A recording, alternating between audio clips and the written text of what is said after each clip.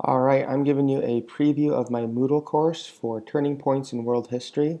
It will be a freshman co-taught class in Greenville, Michigan. I will be the special education teacher. This is kind of a new curriculum, so I've never taught it, and none of the other teachers have either, and they're on summer break, so I'm not quite sure how everything's laid out, which is why it's definitely not in its final stage. Um, I think this was from the curriculum that we got, but it's just about why we're studying turning points instead of starting, with the caveman coming up to today. So they're just taking certain events in history of what happened and studying that to kind of make it a universal of how history is. And I like the quotes they have in here of people saying that, we don't need computers. Obviously, they were wrong. Uh, and then so there's just certain times in history that they do. So that kind of lets the students know what they'll be learning this year. So our course syllabus and pacing guide, and again, this was created by our history teachers. They did a really nice job of just showing them what's going to happen in each week and what we'll be talking about. Um, Class calendar, I like to have up here, so on every page they go to, it's right there. I make it big and red so they know exactly where it's at. So I've embedded a Google Doc. I think that's a lot easier to manipulate. And shout out to Jay Gross. He does Moogling, teaching Moodle or using Moodle with Google, and he's kind of got me into this. So it's a lot easier to move stuff around. It's very difficult in Moodle Calendar to do that. Much easier in Google Calendar. And then if kids want to sync it on their iPad or phone, they can. Um, I like to only have all my main topics on the one page, so that's why you don't see all these things that I have. You don't see them on my main page. That kind of stops the scroll of death of where there's just a very long page, and it's kind of overwhelming for the kids. So we're starting out with Chapter 0, Historical Thinking. So this is kind of when I just had some getting to know you stuff for our class, so getting to know you forum. So I just said, what's the favorite activity you did? Just some common stuff that they like. So just to get them used to using the forums, but easy stuff for them to post. This is just a simple assignment. What do you think the 3 most important events are in human history and why? So they would just go to add submission, and it's just a simple, they put it in and submit it.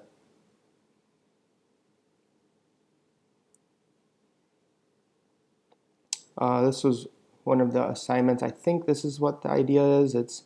They're kind of doing historical investigation, looking at these checks that this guy wrote, and then they have to piece it together and come up with a theory on what happened to him. So here's a rubric that they had created. It's pretty simple. I have a link that will take them to the checks. Notice I have that opening in another tab. I think that's very important to do because students will, if they lose this Moodle page, they often have a hard time getting back to it. So here's the various checks they're supposed to investigate to try to piece together what happened, try to get them to think like historians. And then they would submit it down there using a Google document or PDF or Word, whatever they want to use. This is another idea I have that I want to do every week, do like a quick video and allow them to chat or just post their ideas as we watch it. So you can really do this with any embedded video. Of course, this isn't showing up now for some reason, so I'll have to look into that.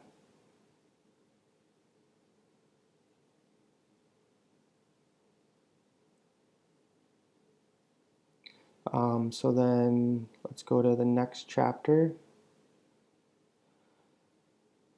And so here's hosted this on Google Drive. So this is a PowerPoint where I printed off the PDF so anyone can use it and see it on any device. Here's presentation notes that they can fill out. We'll probably hand these out in class. And then here's a video. And we have to host all our videos on Google Drive because our YouTube is blocked at our school.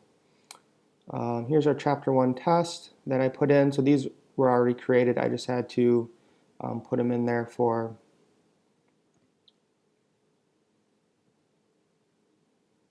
the teachers.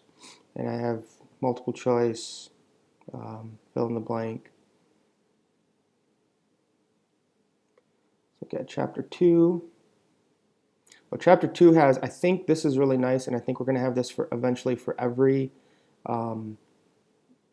unit. So this is basically like their learning targets of what they're going to be able to do and the main vocabulary in the chapter.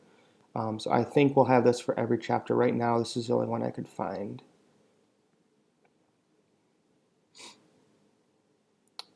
This is the one lesson I designed. I'm still not very good at that, but kind of had a page for Islam, kind of the basics of Islam, and then you would say, you click on it to answer a question about Islam. So they at least have to have read it and kind of have a basic knowledge of what's going on with that. So I made those, I did matching to make it a little easier than multiple choice. This is just a wiki I created. These ones I'll put together more once I know what's going on, but these are just links to Google Doc folders, which I like a lot better than hosting it in Moodle. They can see what it is. It's a lot easier to access than on Moodle. And if I change, I'm planning on other people using this course, and that way I can just, if I change something on the Google Doc, it'll stay the same across all classes, and I won't have to go into each class and change each paper. This test is a little bit longer than the other one, and I have some pictures in this one, which is very easy to do with Moodle. You can even put videos in the quizzes. I do that a lot. Maps are also very easy to do. So that's the basics of it. I got to chapter 3, trying to put it together, but